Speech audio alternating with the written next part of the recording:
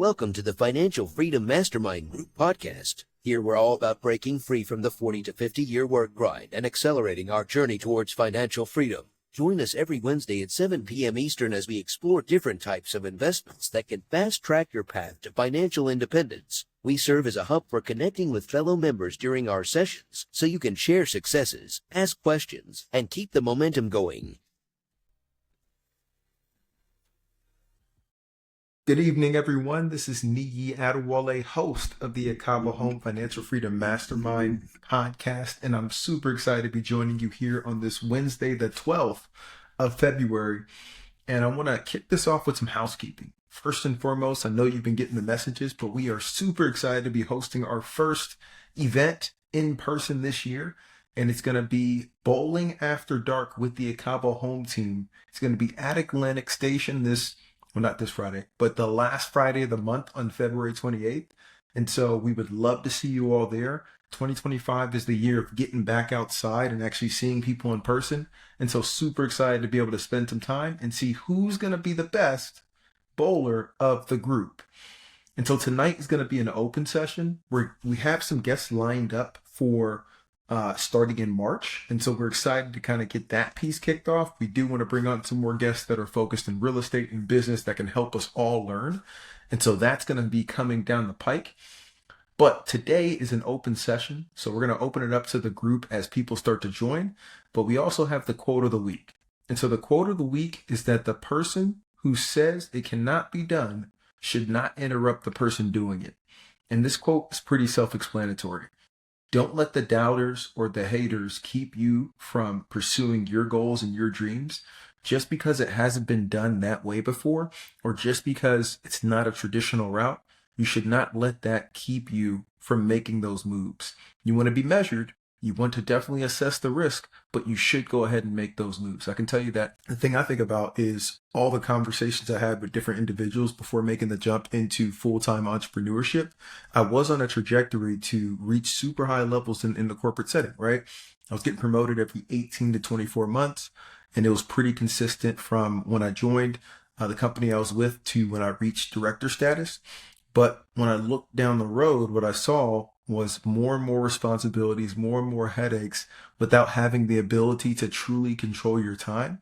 And so being able to shift into this realm, what I've learned is that when you're doing entrepreneurship, you can build this however you want. You can literally build this around your life to kind of fit that piece.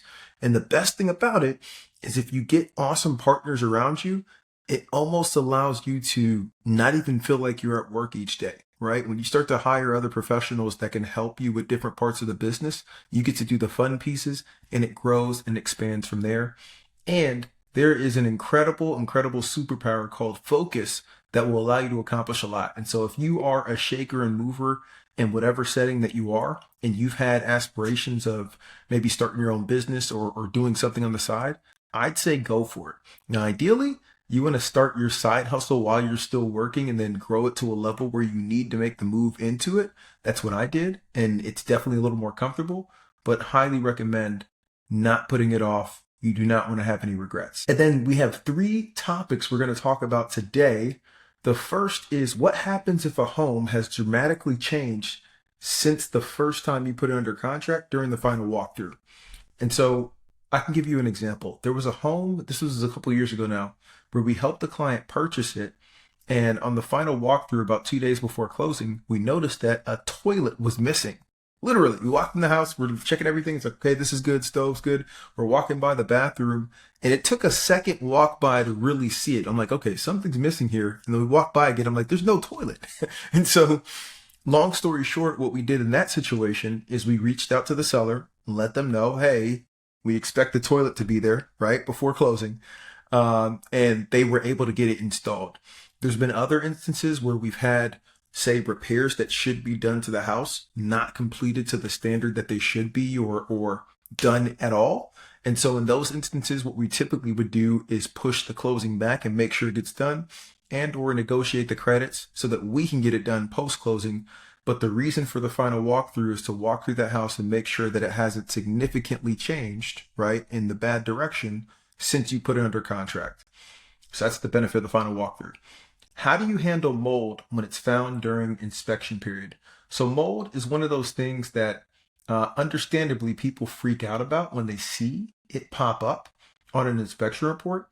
And so one of the things that we do is if a general inspector says that there's mold in the house, we don't just go by that. We bring out our mold specialist to go and run tests and give a quote on remediating that mold so we can then use that in the negotiations.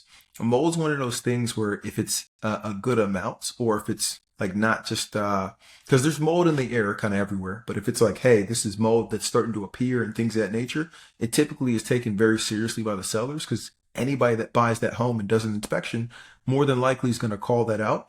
And so we take it a step further by getting the actual quotes from the mold specialist, getting the lab results so we can send all that over and make a real strong argument to get those credits or get it remediated before closing.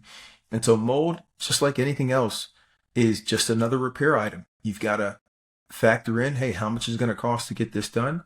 And then make it happen from there.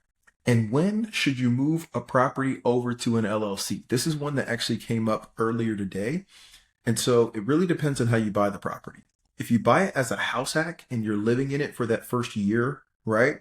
You want to keep it in your personal name. You do not want to have a home that you live in under an LLC because it just overcomplicates things much more than it needs to be. And that's the high level. I'm sure a certified personal accountant could give you the details behind that, but I am a layman's terms person.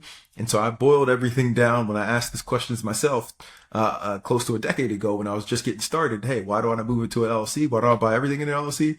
That was the boilerplate answer I got is, hey, if you're living in it at that time, don't put it in an LLC. Once you move out, that's when you move it to an LLC, right? So that's if you're buying a house hack or a personal residence, and then you're going to turn it to a rental. If you're buying a house as a rental, you can wait. Typically, I usually wait about 30 to 45 days, and then I will quit claim that property into the LLC for that legal protection. And so that the entity is the quote unquote owner. And as long as you, at least knock on wood, and again, I'm not giving you legal advice and things of that nature, but to date, I have not had a due on sale clause, and I've not even heard of anybody within my network or reach have a due on sale called on them as long as they continue to pay the mortgage on time. The mortgage companies pretty much will leave that stuff alone. And so those were the 3 questions for today. But we're going to open this thing up to anybody on the line or chat. Feel free to throw some questions in the chat and or join live. Would love to see some people on here today. Yvette, how you doing? Super good. Come on now and welcome back. I'm loving the consistency, Yvette. This is awesome. And Desmond, how you doing, man? I think there may be something up with the audio because we could not hear you. But I'm assuming you said you're doing good and that you're happy it's Wednesday. So while Desmond's working on that piece, Yvette, what you got going on that's new? What's new? Actually, I just want to follow up on a couple of points that you had made. With the final walkthrough, I know a lot of our clients like to go maybe the morning before because maybe the day before, they have to take off time from work. But ideally, I guess, is it better for them really to go the day before because it just gives you more time if, if there's a problem? So typically, if it's a house that's already pretty well to do, right? Like it's already fully renovated, things of that nature, there should not be a problem, right? The times that we've seen something happen is say there was a tenant in there that we negotiated where, hey, the tenant's going to be gone at this time. We may come back and, hey, a washer and dryer is gone that was clearly labeled it's supposed to be here. Maybe the tenant took it. It's like, guys, we need that washer and dryer installed. Or, maybe the stove's not functioning anymore and it was functioning when we first did the inspections. And so that's typically when we would see it. If the house is vacant and it's already renovated, you typically wouldn't see much. If the house is vacant and it's beat up, right? Like say it's going to be a fix and flip and things of that nature, there may be more damage to it. And that's when you really want to make sure you take a look as well. But for the most part, especially some of our like short-term rental clients or house hack clients, most of those houses are going to resemble the same. It's only on small cases. I'd say maybe like, I don't know, we've closed. Okay. So maybe like 5% of the houses that we've closed have had something a little bit weird where we had to ask questions, maybe extend and kind of get something done. And I can't tell, this is lagging a bit, but can you hear me? I can hear you. Okay. Perfect. And that was a good question. Desmond, can you hear us? Let's see if this works now. Can you hear me? Yes, we can hear you. Welcome back. What's up? What's up? How you doing? Super good. Super good. I know we talked a little bit earlier this week, but excited to wait, hold up. Did you get a haircut? What is going on here? Yeah, dude, I did. You didn't know? Wow. No, I did not, man. Yo, hey, you Yeah, starting to you coming you're not like me because you got a lot more hair, but you're coming closer. You get closer. I know, man. Yeah. I had to change it up in 2025. I figured I'd switch it up. Hey, this is dope. This is dope. Welcome back. New year, new Desmond. Absolutely. New year, new properties. Come on now. What's new in your life? How are the properties that you currently have going as far as stabilization? Yeah, they're actually going really well. So luckily I haven't had to do any huge maintenance things here recently, which is nice and definitely a switch up from last year. But as I was telling you, right, kind of earlier today and earlier in the week, I'm starting to transition the operations into a management company, right? And at least control my listings through that and flow my income. Um, Kind of through that company, but then also later in the year, once I can really, I think, build that out and get that to a point that I'm happy with and like kind of play test it on myself where I'm going to be, kind of like my first client and I can like generate, owner statements and I can like sign my own commission statement stuff and, kind of go through all of the motions that I would be doing with the real owners. So I want to kind of build it out first, test that out later in the year with, a first client and see how that goes and kind of see where it goes from there. Like we kind of talked about it. Like I have a lot of the operations in place. Like once you start to become a short-term rental host and you've done it for a year or two, right? You definitely have, I'd say, a suite of software if you're doing it, as like a modern day host, right? And I have a lot of that operations kind of built out. So I'm curious to see, how that'll go. We'll see. I'll keep you updated. Come on now. And I'm rooting for you. And it's one of those things where it's just a nice adjacency that makes sense. Once you get to X number of properties, it's not that much of a lift to add another one on. And when you look at short-term rental management versus, long-term rental management, the reason that even the Ekabo Home team got into that short-term piece is because just the dollars make sense, right? You can charge absorbently more. With a long-term rental, you can charge between 6 and 10%. And so you need hundreds of properties to even make it make sense to hire people. Whereas with short-term rentals, with one property, that property, if it's really performing well, could give you about what somebody's making as a long-term rental manager with 15 properties. And so it definitely makes sense to look at that. Yeah, and I'm curious too, right? Because obviously you're doing it at a nice size scale. What would you say is the hardest part about doing management for other people, right? So what's some of the pain points that you've ran into when dealing with owners? Man, so it's definitely evolved over time, right?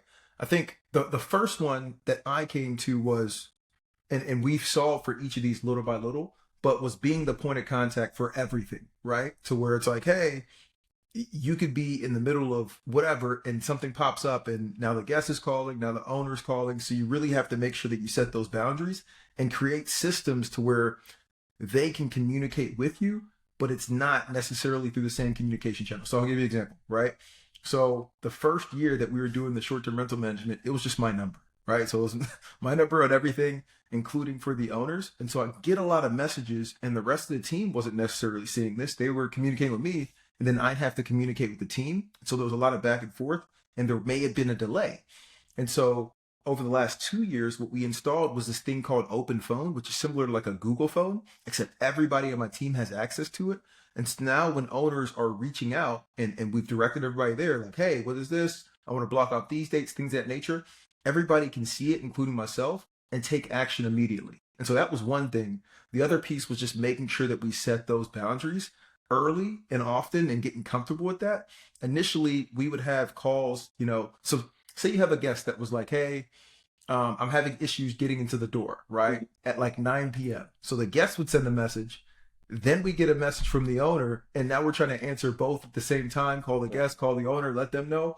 And so definitely making sure that the owners know, hey, we're on this. We're going to handle this. If you need anything between the hours of 9 a.m. and 5 p.m., reach out. We'll connect with you or let's set up some time to talk and getting comfortable with that. But that was one of the pieces. The other piece was maintenance. So this was what forced us to actually build out the management and maintenance team. Mm-hmm. So there was one time when I was in Chicago, and this is still when I was working the W-2 as well. Mm-hmm. And so I was in Chicago for like a meeting, and it was around May or June, right when the weather shifts and it starts getting hot. And we had like 3 HVAC systems go out. And I'm still the guy that's calling everybody. So I'm like, all right, trying to coordinate with this person, that person. And they're busy right now because we're not the only ones that need the work. So I'm like, all right, like, how do we figure this out? And it was at that time where I was like, hey, I need some help. Let me see if I can reach out to somebody, give away some of these funds to kind of build this thing. And so it happens little by little. Initially, you're going to be the point of contact for everything. But the quicker you can start to move some of this stuff off, especially like guest management and messaging on a daily basis, the easier it gets. And it's funny you said that because I was just responding to an inquiry right now. So coincidentally, but yeah, no, that definitely makes sense, right? And I think you were saying too earlier, the first person you had hired out was someone to help handle the guest experience, so to help do the responding to those messages. And kind of when you hired the first person, did you make sure that they were in a different time zone, or kind of how did you think about that? And I know right now you have the 24/7 operations, but it probably didn't start there, I'm guessing. Man, you are spot on, and I love this question. So initially, it was somebody within our network, somebody within the network that was joining these calls that wanted to learn more about real estate. And so it was the same time zone, and we just didn't have coverage overnight. And there wasn't necessarily enough money to actually pay somebody a base that would make sense, not what we're paying today. And so it was really selling people on the vision of, hey, we're going to grow this thing, and then giving a percentage, saying, hey, this percentage. And what we used to give was 10% to the guest experience managers, just saying, hey, this is what we can afford, right? And so if we're bringing in, $3,000 as a management company, you're going to get $300 per month, which is not a lot. But if we grow this thing, it could be a lot, right? And so that was the first piece. And then what we iterated to, and a lot of it came with the advances in technology with Hospitable, right? Hospitable, as you know, has gotten much better with the knowledge AI. They've gotten much better with the ChatGPT functions, and you can put so much data in there that you don't necessarily have to have all these spreadsheets and things of that nature to understand, like, hey, this is how you work with this property and that property. Mm-hmm. And so that allowed us to then start to shift over to VAs, right? That may not know the customs and things of that nature within the US, but if we put together some Loom videos and we put a lot of data into the actual software and show them where to pull the information from, they can find it, they can respond quickly and be that first line of defense.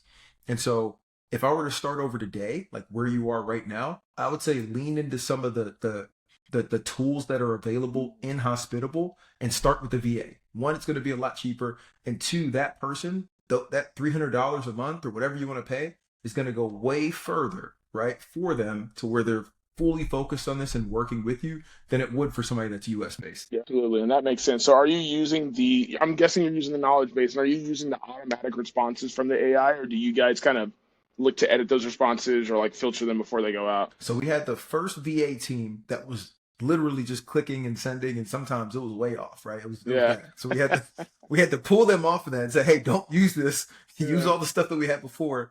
But now it's gotten better. And we actually recently, about 2 months ago, made the switch from I think it was the second VA team that we had, right? The first VA team was just clicking stuff. Second VA team gave us the 24/7 coverage, and we're a lot better than the first one. And now we found a rock star who also coincidentally helps us on the real estate side. He's amazing. And so he wanted more work. He said, Niyi, I can do more. I want to take on more. And so we've introduced him to this side, and he's a rock star, amazing, definitely worth every penny. And so now we have him, and I think he has a partner that helps him as well, that are handling all the messaging. And it's just like I would message, honestly. So you let the AI do the generation, and they edit it before it goes out if needed and clicks in. Yes. And the key with the VA that we have now is he had experience in customer service as well as in real estate in general. And so what you're looking for is exactly what companies are looking for when they hire us, right? Which is problem solvers. And so if you can get somebody in that role that's a problem solver and is not going to come to you for everything, that's a major win. So for example, The other VAs that we were using before, it was always more messages to us. Hey, this guest had something happen at 2 a.m. Let me message these guys. Hey, I don't know how to do this. Can you show me? Whereas the person we have in there now literally went through Hospitable's whole background, looked at all these videos on YouTube and basically trained himself. And then we just help interject with certain things. Like, okay, if there's a water issue, like today, there was like a roof leaking, right, in one of the properties. And he's like, hey, this is pretty urgent. Who should I call? I'm like, okay, call this person if there's a water issue. So now he's got that locked away and he's calling our maintenance guy. So it evolves That's over cool. time. Yeah. Yeah. No, that's super cool. So speaking of VAs, right? Because you definitely mentioned that term a couple of times, right? The virtual assistant. What are some tips on hiring VAs and how have you improved, how you hire them? And like, I know Fiverr and Upwork are some common websites, and are you using those, or, what are some tips around securing that type of position? Yeah. So I would say it's going to depend on your budget initially, right? Now our budget's expanded significantly because we manage a lot more properties. The cheaper way to go initially is through the Fivers, through the Upworks, right? And you can train somebody personally. I would look for maybe a personal assistant, somebody that's used to that type of work. Typically, you want to find somebody who's either in the Philippines or maybe Pakistan. Those are two awesome areas for education, things of that nature, where they can really take over it. And then you're going to be responsible for most of the training. What we've evolved to now, and it comes with a higher dollar amount, right? We're in the four figures now for the payments for different businesses, but we started using management companies to hire our VAs, like companies that will train on your whole processes initially and then turn them over to you. And so there's a company called Cyberbacker that's been awesome. They're pretty solid that you can look into. But again, minimum there, I think, is like 1,200, 1,300, something like that, right? To even get started over there per month. And that's a set fee that you're on. So you definitely want to build your business to a level where you can handle that piece. Another company is Hello Leverage that we utilized in the past before. And that's the same type of deal where they can help you source and train and kind of get you through that piece. But I'd say starting out, Fiverr was where we went to and we're able to find pretty good help and then build from there. Good to know. Great answers. Mhm. Thank you. Of course. I'm looking forward to, what would you call your management company, Desmond? What you got? What names you got? The name is Propello Property Management, and that was helped to be crafted by AI, generative AI. Yeah, so I leaned into the Chat GPT and tried to think of some cool, unique names, and to help propel properties forward. So that's kind of I haven't thought of the actual tagline mission statement, but Propello is the name. Hey, come on now. Yvette, what do you think? What are your thoughts on the name Propeller? That's fair. Jumps right out And, there. shifting gears a little bit. I know, Yvette, one of the things that we talked about is you potentially moving into the management space as well at some point. And so what are your thoughts? Do you think it's going to be more of a hands-on? Do you think you'll hire VAs? What have you thought about that space? I'll probably hire somebody to actually do that. And I think when Mark goes into retirement, I think that's going to be one of his tasks.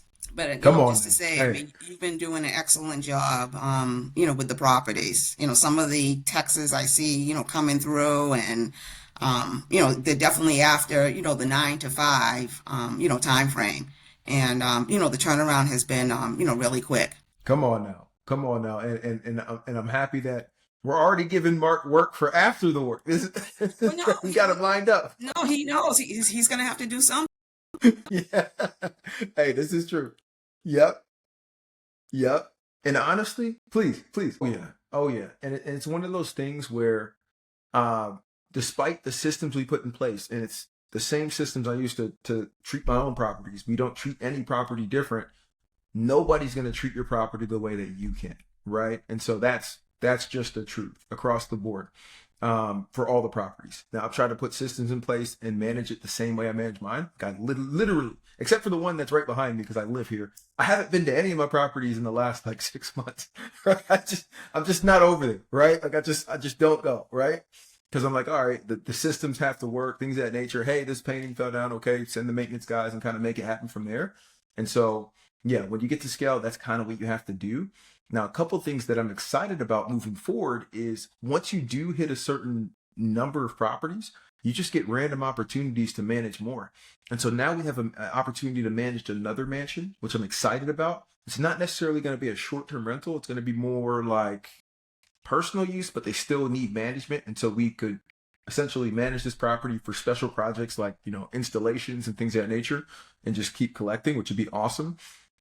Another piece is we have 2 other properties that we're going to be managing here soon. One that we're taking over this weekend, actually, which is going to be exciting. It's already fully done, ready to go. The owners are moving to a different state. And so they reached out and said, hey, can you take this one on? And we said, absolutely. And then the other one, which Yvette, I know you're fully aware of, right, is we helped the client in California close on a rehab house, 6-bed, 3-bath out in Lithonia that is on like 2.5 acres. It's amazing.